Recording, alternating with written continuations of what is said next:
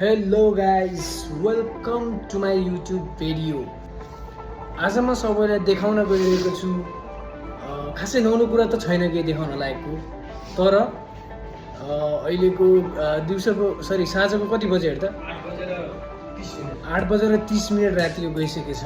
के कन्टेन्ट बनाउने, के भिडियो बनाउने, कसरी बनाउने भन्ने कुरा केही आइडिया छैन। तर पनि हामी ऱ्यान्डमली बाटोमा हिँड्दै गर्ने क्रममा के हुन्छ जे हुन्छ त्यही बोलेर no idea, nothing. So it's unexpected, everything is unexpected. So let's go. हामी कोठादेखि निस्किसकेका छौँ र हामीलाई थाहा छैन के भिडियो बनाउने, के हाल्ने, के गर्ने। भर्खर हिजो एउटा भिडियो पोस्ट गरेँ मैले। अब कन्टेन्ट बनाउनको लागि, भिडियो बनाउनको लागि बाहिर त निस्किनु पर्यो हैन। भिडियो केही न केही त बनाउनु पर्यो, केही न केही कन्टेन्ट गर्नु पर्यो। टाइटल रहेको छ दुई बेरोजगारी दाइ भाइ। आजको हाम्रो टाइटल छ दुई बेरोजगारी दाइ भाइ। किनकि अब मेरो भाइसँग पनि काम छैन हैन। यो काम गरिरहेको थियो। अब अहिले चलिरहेको कन्डिसन, अहिले जुन वार अझै सकिसकेको थियो, फेरि जुन कन्टिन्यू भइसकेछ वार, त्यसले गर्दाखेरि चाहिँ फेरि पनि जुन काम थियो हाम्रो त्यो स्थगित भएको छ। भाइको पनि स्थगित भएको। अब मेरो कुरा गर्दाखेरि मेरो काम पनि अहिलेलाई स्थगित भइसक्यो भनौँ, भइसक्यो। र म पनि 1 हप्ता भइगयो, म पनि बेरोजगार नै छु। खत्म, बाई बाई। यही बेरोजगारीको कारणले गर्दाखेरि चाहिँ अब हामीले के निर्णय गर्यो भनेपछि अब के गर्ने त होइन। अब केही न केही त गर्नु पर्यो।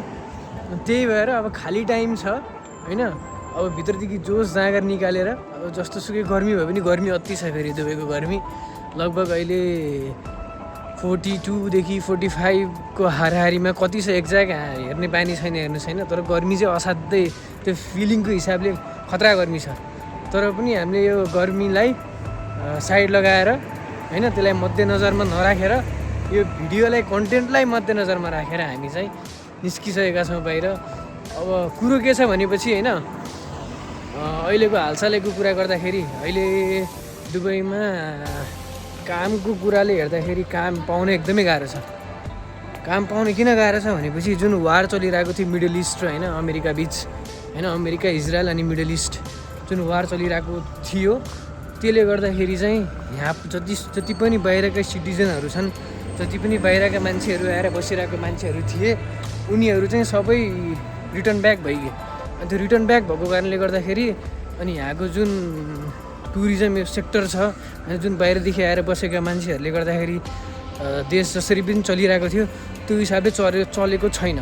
र बसेका रेसिडेन्ट बाहेक टुरिस्टहरू पनि पहिलाभन्दा एकदम कमै आइरहेका छन्। र त्यस कारणले गर्दाखेरि चाहिँ अहिले युएईको हुन्छ नि, टुरिज्मदेखि लिएर सबै कुराहरू चलिरहेकै छ। तर जुन पहिलाको थियो, जुन मलहरूदेखि लिएर सपिङ मलहरू होइन, जुन बिजनेसहरू थियो, जुन पहिलाको हिसाबले सेल्स जुन टप लेभलमा थियो त्यो लेभलमा छैन अहिले। त्यही भएर जति मान्छे चाहिनुपर्ने थियो बिजनेसको लागि, फ्याक्ट्रिजहरूको लागि, इन्डस्ट्रिजकोहरूको लागि, त्यो लेभलमा मान्छेहरू अहिले चाहिएको छैन। त्यही भएर चाहिँ त्यही कारणले हामीहरू बेरोजगार छौँ। त्यही पनि म के भन्छु भने जतिसुकै गाह्रो भए पनि लडे सधैँ भिडेस, जति गाह्रो भए पनि सधैँ लडे सधैँ भिडेस। भेट साथी नभन धेरै विदेश गाह्रो छ धेरै यहाँ, गरी खान यहाँ। त्यसपछि मिलाएर बुझ्नु होला सबैजनाले।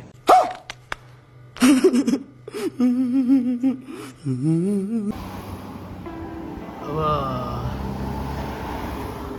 पछाडि हेर्दाखेरि होइन यस्तो छ, पुरै ठुल्ठुला बिल्डिङहरू, कङ्क्रिटहरू, नजारा पनि राम्रो छ। तर जुन एउटा भित्र छ नि, दुबईभित्रको एउटा एकदम डार्क साइड पनि छ अनि गुड साइड पनि छ क्या दुबईभित्र चाहिँ। दुबईभित्र होइन, हरेक ठाउँमा, एभ्री कन्ट्रीमा, एभ्री भिलेजमा, एभ्री हुन्छ नि भित्र के भन्छ त्यसलाई, डिस्ट्रिक्ट, हरेक ठाउँमा चाहिँ त्यो एउटा वर्स्ट चिज र अनि गुड चिज चाहिँ त्यो हुन्छ हरेक ठाउँमा। त्यस्तै यहाँ दुबईमा चाहिँ होइन। अनि एकदम टप चिजहरू पनि छ होइन, टप गाडीहरू होइन, टप बिजनेसहरू, टप हुन्छ नि बिजनेसम्यान, बिलिनियरहरू, मिलिनियरहरू ट्रेडिङ गरेर कमाइरहेका एक महिनामा होइन, लाख दिराम कमाइरहेका, करोड कमाइरहेका होइन। अनि चट्ट बिजनेस ओरिएन्टेड मान्छेहरू, बे जल्दी बोल, कल सुबह पनवेल निकलना है। एम्बिसियस मान्छेहरू पनि टन्नै छन्। पहिलामा एम्बिसियस मान्छेहरू भेटिन्छन्, पहिलामा भर्खर सुरुवाती गरिरहेका एम्बिसियस मान्छेहरू भेटिन्छन् होइन, भर्खर। अनि कति समयदेखि काम गर्दा होइन, 14-15 वर्षदेखि काम गरिरहेका, अनि काम गर्दै पनि हुन्छ नि जहाँको त्यहीँ अड्किरहेका मान्छेहरू।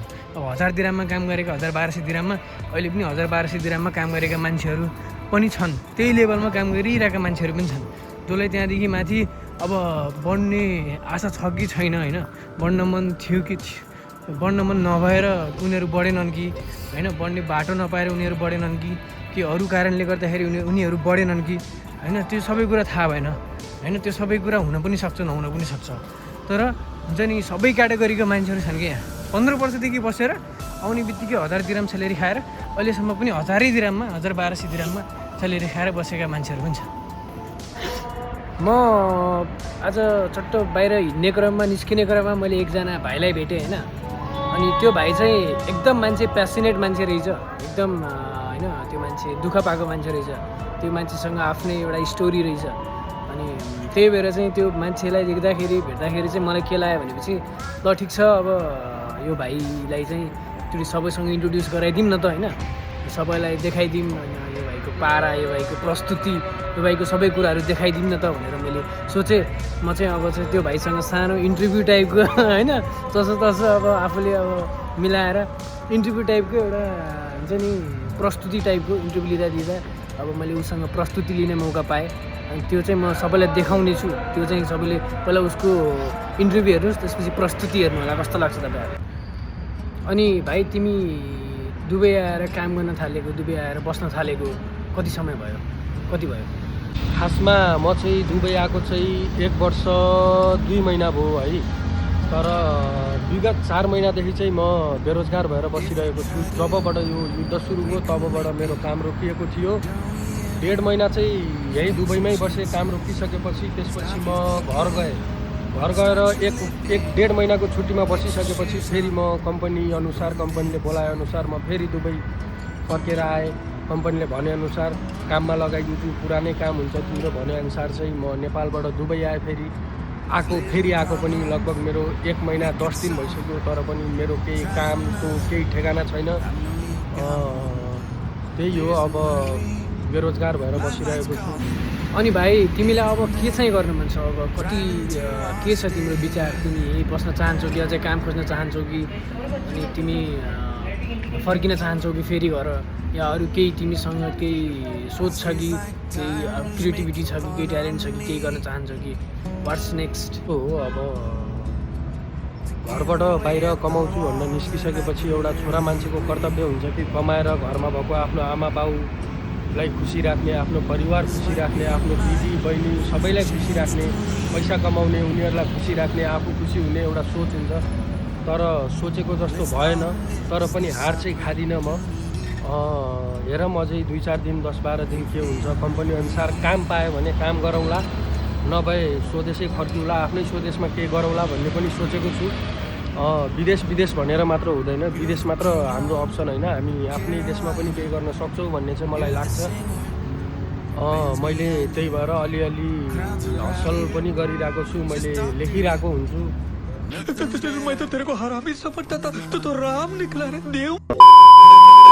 अनि के छ त विचार तिम्रो? अब केही लेखिरहेको छु पनि भन्यौ होइन, अब केही सायद तिमीमा कला छ जस्तो पनि लाग्यो मलाई। केही प्रस्तुतिहरू तिमीले बनाएको या जे भए पनि तिमीसँग छ जस्तो लाग्यो मलाई। केही छ सुनाउनलाई? छ भने जाओस्, केही जाओस्, एक दुई शब्द जाओस्। यस्तो हो, छ मसँग, मैले लेखेको छु 2-4 लाइनहरू होइन। आफू खाली भएको समयमा मैले लेखिरहेको हुन्छु। यदि हजुरलाई सुन्न मन छ भने म चाहिँ सुनाइदिन्छु हजुरलाई। ल जाओस् न त, ल सुनौँ, ल तपाईँको रचनाहरू सुनाउँ, ल म पनि सुन्छु। सबै जनता समक्ष म सुनाउन चाहन्छु, सबैले सुनुन्, सबैको कानसम्म पुगोस् यो कथा र यो कथा पछाडि लुकेको कला अनि गला सबै मान्छे समक्ष पुगोस्। रेडी हुनुहुन्छ तपाईँ? हजुर म रेडी। रेडी 1 2 3। मन भारी पार्दै आँसु झार्दै आशीर्वादको साथ आफ्नो गति भर्दै धुवा छर्दै उड्यो जहाज। 4 घन्टा अघि साथमा अहिले सबै पुगे कहाँ, सबै नयाँ नौलो देख्छु कसलाई चिन्ने यहाँ। आमा 12 आफ्नो देश छोडी 7 समुद्र पारी, सम्झिँदा दिन्छ यो मन मात्र हुन्छ मन भारी। बाबालाई सर्ट र प्यान्ट, आमालाई महँगो साडी, यसपालि त यस्तै भयो आमा आउँछु अर्को पालि। यसपालि त यस्तै भयो पक्का आउँछु अर्को पालि। चिन्ता नलिनुहोस् तपाईँ, यहाँ म ठिकै छु। त्यो कागजको नोटको म मोल चिन्दैछु। मेहनत र पसिनाले आफ्नो खुसी किन्दैछु। उपहार स्वरूप यो खुसी आमा बालाई दिँदैछु। अब दिन फर्किनेछ हाम्रो मेहनत गर्दैछु। खाली भएको त्यो झोलालाई म फेरि भर्नेछु। धेरै अघि बढ्नेछु, कहिले छुट्टी होला मेरो घर जाने भनी यहाँ म दिन गन्दैछु। घर शून्य हुन्छ होला नहुँदा कान्छो जेठो, मन भक्कानिन्छ मेरो पनि चाडबाड आउँदैछ। सायद देशभरि झिलिमिली खुसियाली छाउँदैछ। कुर्दै बस्दिन होला आमा तर छोरो आउँदैन। आफ्नो महान पर्व मानि उसले छुट्टी पाउँदैन। कस्तो रुन मन लाग्छ सम्झिँदा यी सब कुरा। 2-4 वर्ष मात्र हो गर्नु छ सपना पुरा। उता आमा बुवा एक्लै, यता परदेशीको बुढा। बिहान उठ्ने बित्तिकै अगाडि खाजा खाने कुरा। अहिले कोही नि छैन यहाँ मात्र सपना अधुरा। अहिले कोही नि छैन साथमा मात्र सपना अधुरा। यता सन्चै छु म, मनभरि पीडा छ। त्यही पनि रम्दैछु म, बिरानो यो सहर कोही आफ्नो छैन। घर बनाउनलाई घर नै त्याग्नु पर्ने, ए कस्तो सृष्टि रचिस नि तैले दैव। यता सन्चै छु म, यता हजुरहरू पनि सन्चै हुनु सदैव।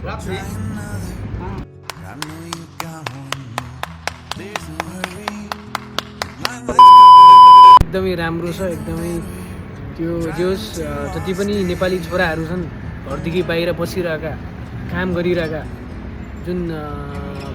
जुन जति पनि खाडीमा छन्, खाडी बाहेक चाहे जुनसुकै देशमा छन् घरदेखि टाढा, ती सबै मान्छेहरूलाई रिलेट गर्न सक्ने खालको तिमीले लेखेको रहेछौ। एकदम दामी लाग्यो मलाई, दामी। को पनि छँदै एउटा छोटो बाको बारेमा लेखेको थिएँ, सुन्नुहुन्छ भने म सुनाइदिन्छु। ल जाओस्, तिमीसँग जति छ आज सबै खोला। तिमीसँग भित्र भएको कुराहरू, तिमीसँग तिमीले लेखेको कुराहरू सबै निकाल बाहिर। ल रेडी छौ भाइ? दाइ म रेडी। ल जाओस्। Ready 1 2 3 go. यो गीतको शीर्षक रहेको छ बा। तिमीले बोकेका भार अब मलाई बोक्न देऊ। तिमी आनन्दले बस अब धेरै काम नल्याऊ। म छु दाइ छ अब घर सम्हाल्न आराम गर तिमी। कस्तो भक्कानियो मन नदेख्दा तिमीलाई मेरो छेउ बाबा। धेरै दुःख गर्नुभयो हामीलाई हुर्काउन बढाउन। तातो घाममा एकछिन नबसेर हामीलाई पढाउन। पुरा परिवारको जिम्मेवारी बोकी एक्लै काँधमा। कहिले 24 घन्टै काममा, कहिले आउने मध्यरातमा। कहिले आराम पाएन त्यो शरीरले सधैँ तपाईँ काममा। सबै खुसी दिनुभयो बाबा तपाईँ नै परमात्मा। मन रोइरहेछ बाबा अहिले छैनौ हामी साथमा। 7 समुद्र पारी बाटै बाबा ढोक गरे ती हातमा। 7 समुद्र पारी बाटै बाबा ढोक गरे ती हातमा। एकदमै राम्रो, एकदमै दिल छुने, एकदमै मन छुने तिमीले परिवारको बारेमा, बाको बारेमा लेखेको रहेछौ। साह्रै मन छ यो, अति नै राम्रो रहेछ। शब्दहरू असाध्यै राम्रो। अनि म निशब्द छु, तिम्रो शब्दहरू एकदम दामी छ, बवाल छ। तिम्रो बारेमा सुन्दाखेरि, तिम्रो प्रस्तुति सुन्दाखेरि होइन, सबै कुराहरू हेर्दाखेरि राम्रो लाग्यो। तिम्रो स्ट्रगल गरिरहेको, स्ट्रगलिङ फेजमा रहेछौ होइन। प्रस्तुतिहरू पनि तिमीले राम्रो दियौ, कला रहेछ तिमीमा, तिमी लेख्न सक्ने मान्छे रहेछौ। म के भन्न चाहन्छु भनेपछि किप अन यस्तै गर्दै जाऊ, लेख्दै जाऊ। तर लेखेर मात्र हुँदैन, प्लेटफर्महरू चुज गर होइन। प्लेटफर्ममा आफूले लेखेको कुराहरू व्यक्त गर्न सक्ने कुनै ठाउँ रोज त्यहाँ चाहिँ देऊ तिमीले। त्यहाँ चाहिँ त्यो कुराहरूलाई पोख। म चाहिँ तिमीलाई यो सजेसन दिन चाहन्छु। यति भन्दै केही भन्न चाहन्छु। त्यही हो दाइ, अब आउनुभयो, एक्लै बसिरहेको थिएँ, लोन्ली फिल भइरहेको थियो, आउनुभयो, इन्टरभ्यू लिनुभयो, खुसी लाग्यो दाइ। दाइ धन्यवाद। म अब जान्छु रुमतिर, खानासाना बनाएर खाने बेला भयो। ल दाइ हस् त, धेरै धेरै धन्यवाद। हजुरलाई खुसी लाग्यो हजुरसँग भेटेर। भर्खरै एकजना भाइसँग मेरो भेट भएको थियो। अनि त्यो भाइ पनि स्ट्रगलिङ फेजमा रहेछ लाइफको। अनि स्ट्रगलिङ फेज सहित उसँग कला पनि रहेछ, कलाकृतिहरू आफूले लेख्ने होइन, आफ्नो कृतिहरू लेख्ने, अनि दुःख परेको बेलामा हुन्छ नि त्यो पीडाहरूलाई चाहिँ शब्दको थ्रु व्यक्त गरेर उसले चाहिँ लेखेर राखिरहेको धेरै कुराहरू रहेछ आफ्नो घर परिवारप्रति, आफ्नो बाउआमाप्रति, आफ्नो दाजुप्रति होइन। त्यस आफूलाई माया गर्ने मान्छेप्रति उसले त्यो भावना चाहिँ भित्र रहेको भावना चाहिँ बाहिर निकालेर राखेको रहेछ। अनि त्यो सबै कुरा सुन्दाखेरि चाहिँ त्यो राम्रो लाग्यो एकछिन होइन। त्यो भाइलाई अलिअलि सुझाव पनि दिएँ मैले। अब हेर्दाखेरि त अब एक हिसाबले म पनि स्ट्रगलिङ फेजमै छु होइन, एकदम 0 फेजमा छु।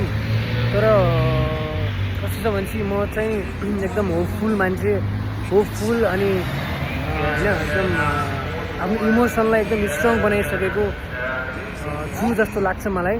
अनि स्ट्रङ छु म चाहिँ, हरेक चिजमा पोजिटिभ रहने प्रयास गर्छु। तर पनि लाइफ एकदम मेस्सी भएको छ।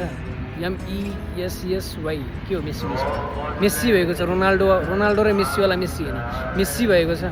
सो त्यही भएर चाहिँ आफूलाई यसलाई चाहिँ मेन ट्याकल गर्ने तरिका भनेको चाहिँ आफू स्ट्रङ भएर रहेछ क्या। जबसम्म आफू स्ट्रङ भइन्छ नि तबसम्म लाइफको अगाडि जस्तो सुकै त्यो फेज आयो भने पनि ट्याकल गर्न सकिने रहेछ क्या।